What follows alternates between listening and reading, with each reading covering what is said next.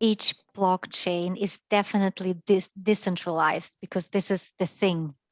And now I am a little bit surprised that you explained that it still could be centralized. The way I understand it is that they are decentralized, but there's centralization creeping in. So if you have powerful mining companies in Bitcoin, for example, they effectively become centralized players. And the same is for Ethereum, where you have very powerful nodes. People that have a lot of Ethereum, they start exerting some kind of centralized power. The technology is still decentralized, but the aim is to have full decentralization. I think Algorand is something that at least claims to be on the way to having more of that. I'd be curious to know if anyone knows more about that. I've been only reading a little bit about it. I think you can also have closed blockchains, like having them close to some authorized users. That's possible as well. So you can have a closed blockchain within your company or within a network of companies, and then you can decide who is authorized to be or to become a node. Is it already this DAO? This no, okay, this is something else. Okay, understood. Yeah, you can look up about Binance Smart Chain, BSC, which is controlled by Binance, this company, this exchange, and they decide who can mine and who can. They have the total ownership of the chain. So it's an Ethereum chain controlled by Binance, and yeah, it's a lot of centralization there. It's real fast, it's real secure, but it's a lot of centralization there. Okay.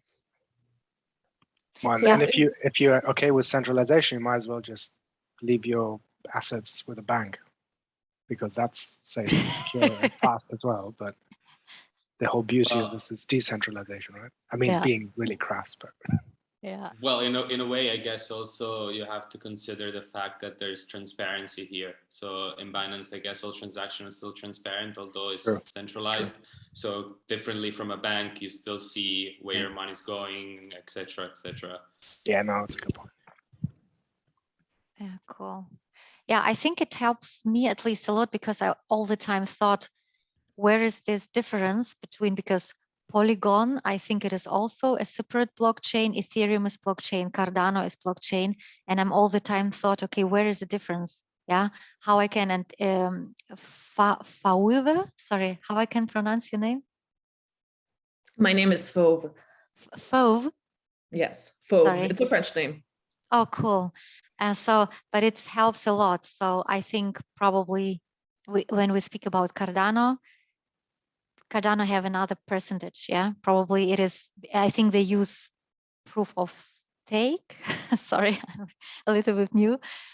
So probably it is scalable, but I don't know what about security. So I think in that way we could characterize a blockchain probably. Yeah, with these three definitions. Exactly. It's a framework to base the development of each network. With this in mind, I will, for the course of the cohort, so for every class that we're going to do, I'm going to separate all of you in breakout rooms twice during the 45-minute sessions, for all of you to have also conversations between each other and also discuss the different types of use cases and applied the topics that were for this week, and at the same time to do into your personal use case or how you can see the implementation with those topics. So I think we will go in the breakout rooms in 3 minutes. I think it's important to look at to try and incorporate very much either you do a deep dive in one of the topics and you really have this concrete use cases around it, or you try to see how the different topics can be implemented into one use case. So it can go from, I know nothing, how can I explain it to somebody with the little that I have understood? Or I'm an expert in the field, how can I simplify the understanding to somebody else who knows nothing? Those are good ways to also gauge how much you have understood of the material, how much you know about it or not. And at the same time, these questions arises and, everybody has different forms of knowledge. And it also does depend blockchain where we're located around the world, because the implementations are for different industries, applied differently geographically. So did anybody come with new insights after this first breakout room? Or anybody wants to share a use case? No, it's too short. Yeah. Yeah, it's too short. It did run out. But in our group, I do think that the idea that Monica had, I'm quite sympathetic too, with regard to the link between Web3 and the trilemma. Maybe Monica, I don't want to put you on the spot, but if you're open for it, it might be interesting to share this idea, because I do think that there is also a play of big tech, and we haven't yet addressed that in any of the papers that were suggested as reading, because with the level of decentralization and ownership and all of this, there seemed to be, in my view, maybe a very conscious, not talking about what big tech is doing. And clearly, if it gets this decentralized and this transparent in a utopian world, big tech is not going to sit by and let it happen. So and I think the piece that Monica talked about was very interesting. So I can't see Monica here, but I'm sure she's somewhere. Thank you, Mona. You explained very well. And I am only add that the distribution idea, maybe in the letter we talk about distribution also, but sometimes as users and maybe a user's case, we don't know how the decentralization is working in a data level and an infrastructure level. So we can use the application that are over the base technology. And we just have to launch the app or a DAO over at Aragon. We don't know exactly what is happening behind that. So yeah, thank you, Mona. And it is our insight about our conversation. Thank you. So I'd like to bring to the point that you just mentioned, saying that big tech was not mentioned in the documentation that you read. And for everybody that's starting to learn or is just finding the information that they want when they're doing their research regarding any topic in blockchain and crypto, what are your best resources? Besides the documentation that was given to you, where do you look for that information? Because there's a lot of misinformation, there's a lot of clickbait as well. And sharing resources, sharing valuable platforms is really something that kind of helps everybody to grow and know where to look for specific topics. So sharing a bit of insights around where you go to learn would be really great to hear as well. Binance Academy is a good place to find useful information.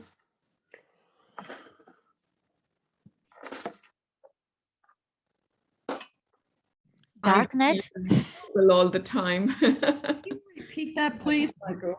Can you repeat that, please? She said darknet. Was joke. Okay, sorry. Yeah, Bankless, A16Z are really good resources. One of my favorite personally is also Hacker Noon, and it englobes everything around tech. So a big section around security, which is primordial to blockchain as well. And I'm curious, are there anybody that is a security expert here? And if there's none, it's okay, but simply curious. I found the crypto whiteboard, really simple animated explanations. I watch them all the time. Oh, that's cool. I never heard of that one. Did you say Hacker Noon? Yes. Okay, got it. Could you put it in the chat? We will put them in the chat. We'll also share them online. Oh, okay, thank you. Yeah. So coming back to the scalability trilemma, because this is one big one that englobes all the different facets of this lesson as well, is how one is scalable, how one is secure, how one is decentralized or centralized, right? So security is a big part of it and should never be compromised, but security gets compromised all the time. There's always hacking news, and a big part of it is for the user, the different types of wallet one uses. And a lot of people have made a difference between, you know, cybersecurity and blockchain, but in my point of view, they come hand in hand together. So I'd like to talk about security and blockchain and how you see security, how you see it as non-secure, as super secure in your point of view. What is security for you? And I'd like to, I'm going to put everybody again in the breakout rooms and we're going to chat. I've made the breakout room, the second one, a bit longer, 10 minutes for everybody to really deep dive more into topic. But looking at security is really important. It's going to be the basis and foundation also of everything you do in crypto and blockchain and just in general with tech. It takes a minute to put everybody in the rooms, huh? You can actually assign automatically. I did. Yeah, you did? Oh. Yeah, I believe so, but it did it a bit slower. Oh, so it's doing it, so you're not doing it manually, right? I was told that it was set up automatically. Yeah, I did it. I just let them, it just went on its own to each room. Okay, it's because it's 78 people. This is why it takes it.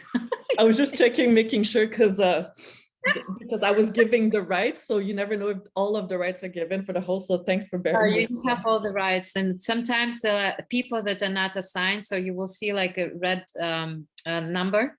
One person is not assigned, so you make sure that you assign them. So you have to have a look at that. Perfect. Thank you for that. Thanks for bearing with me on this one. So how was the topic of security for everybody? Did you get to dive into security? Do you have a use cases around security, or a good critic of blockchain and security? Well, we talked about what happened to me. I told them how I got hacked, and we're just pretty much basic users, and we don't know much about security as much we should. I think this is the most important issue. I lost quite a lot of money back in 2018. But if there is an expert in the group, we would love to hear, besides the regular things that, you know, don't keep your money on the exchanges and don't connect your wallet to sites that you don't know. We would love to hear if there is an expert on security here in the group. But that's what we were talking about in room 6. Susan was really good. Susan Ritter, I'm not sure if I can see her, but she seems to have a lot of information on our group. So maybe Susan, you could share your views. I really enjoyed listening to you on security. Okay, sure.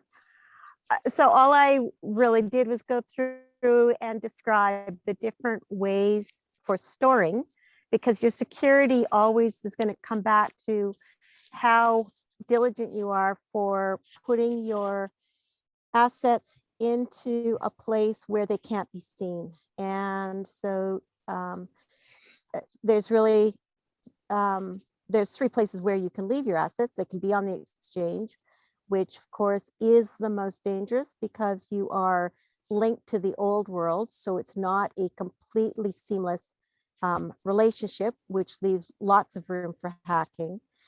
So you have to get it off the exchanges as quickly as possible. You've got a choice of going into a software wallet or a hardware wallet.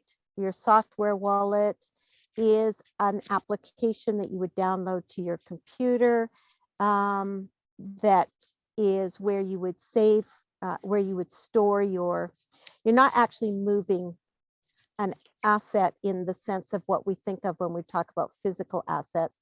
What you're really doing is storing your access codes to your space, to your location, to your wallet. And so a software wallet puts it onto a piece of hardware that you're probably using all the time. And so now your risk is if your actual personal hardware gets hacked,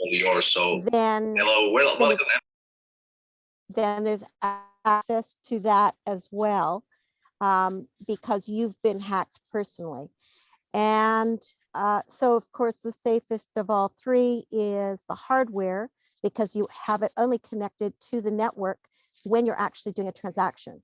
And so you make your transaction, you disconnect your piece of hardware off of the computer, and then you can store it away. And that's probably the safest. Very true. Thank you, yes. Susan. Additionally, but there's one hiccup with hardware wallet. It is the most secure, but however, the thing is that you have, if you lose your password, there is no way of getting back into it. So yes. The ownership and the responsibility that you have, is yourself, your jurisdiction. And a big impact that a lot of people with hardware wallet lost their passwords, could never get in, which is part of the beauty of the security of blockchain, but is the downfall of if you lose your things and your passwords and don't know where you left that paper and left those words, or got your computer wiped out because you left it there. So one big thing is save that password multiple of times in different formats in different places. Another thing that's a big point on security is do not connect yourself to public Wi-Fi's if your wallets or you have a web browser wallet that is connected to a computer. It seems really basic information, but hacks like this, easy, quick hack happens all the time because of public Wi-Fi's. So that's one big thing around security. We will definitely do a deep dive around more security points for crypto and blockchain every time, because it is part of blockchain and crypto. For today, we are done for the first session of the cohort number 8, and I would really like to thank everybody for participating in this. There's always a little moment of initiation and getting into the topics and the talks after the first class, but I'm really happy to be here with all of you and very keen on seeing you all next week. All the information for week 2 and the topics and the information are in your portal and in the email. And I really am keen on keeping the chat with you, all of you, next week. I hope you had fun, and feedback is always welcome. We get to learn with you. Thank you. Thank you. May you share the chat in the Telegram, because it's a lot of stuff and I could take note of all. Could be? You could just click on the 3 dots on the chat and you can save it yourself. So if you go to the chat on the bottom, there are 3 dots.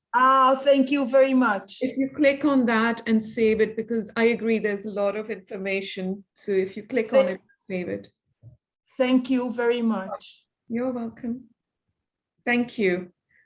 Really enjoyed it. Thank you, Fauve. Thank you, Fauve. Thank you. Thank you both. Have a nice day, everybody. Excellent. Have a nice day. Bye. Bye, everyone. Thank you. Yes, bye. Thank you, Susan. Bye, everyone. Bye. Bye, everyone.